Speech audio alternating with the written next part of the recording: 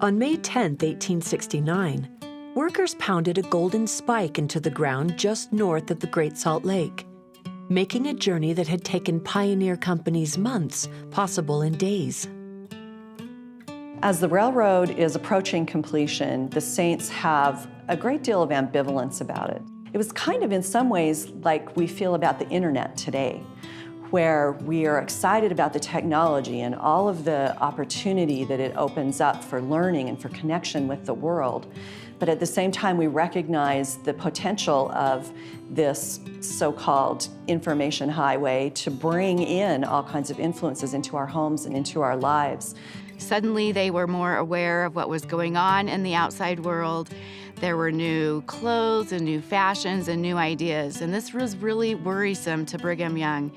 So he called on Mary Isabella Horne to lead what he called the retrenchment movement. This movement to ground women in what really mattered, to stop worrying about the trends and fashions of the present time. Mary Isabella Horne organized other women into a new society dedicated to living more simply.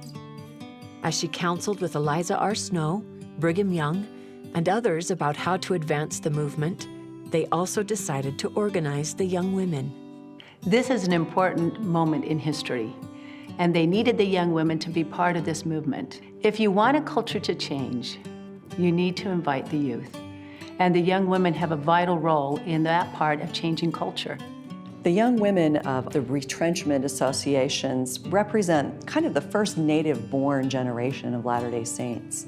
Their parents were the pioneers who joined the church across the plains. And by and large, these young women had been born into the church and had grown up with the gospel as part of their lives. They had heard their parents' stories of conversion, of the pioneer experience, and they felt a great responsibility to carry on that legacy in their generation in building the church. Not everyone understood why young women's associations were needed, but church leaders worked to set them up in the various pioneer communities. The organization of these associations is as much a revelation as that of the Relief Societies. The one came through Joseph Smith, the other through Brigham Young. Eliza R. Snow. Young women who were called to lead had to do their best without previous examples to look to or training materials to guide them. I never will forget the feeling that came over me at the thought of such a responsibility. To be expected to teach the gospel, which I didn't understand myself, with no outlines to guide us, and so far from headquarters. Henrietta Lunt, Cedar City. Well, the same thing happens with our young women. They are invited to be class presidents. Hands are laid on their head. They're set apart. Now what do you do? And the same process happens when we turn to the Lord, and that's why we're here, is to know how we can increase our spiritual capacity to receive revelation. I am in favor of book learning in the world, but it will not qualify you to become queens and priestesses in the courts above. That requires a spiritual culture and education. Eliza R. Snow. I think these young women were really excited to come together. They'd seen their mothers organize in relief societies, and even though it might have been overwhelming for them to accept leadership responsibilities, they recognized that they could do it and that they had important voices. At the same time, the idea of retrenching in dress, of dress reform, was not always popular. And in some places, it was difficult to even know what that meant. If you were living out in Cedar City or somewhere that the economy wasn't very developed, maybe you only had one dress. And so cutting back on your dress didn't really make sense to a lot of young women living in these more primitive conditions.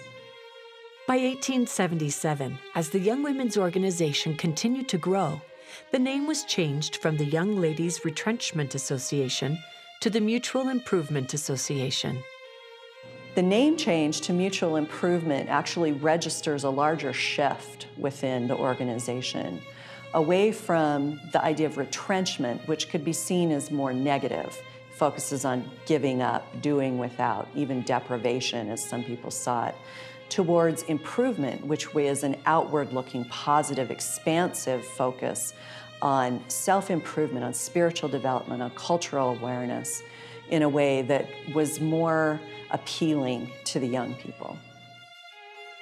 In 1880, Elmina Shepherd Taylor was called as the first general president of the Young Ladies Mutual Improvement Association. Since then, the Young Women's Organization has been a major part of the organization of the church. Many things have changed. The meetings have changed, the names, the programs, and they may continue to change. But what hasn't changed is who we are as daughters of our Heavenly Father.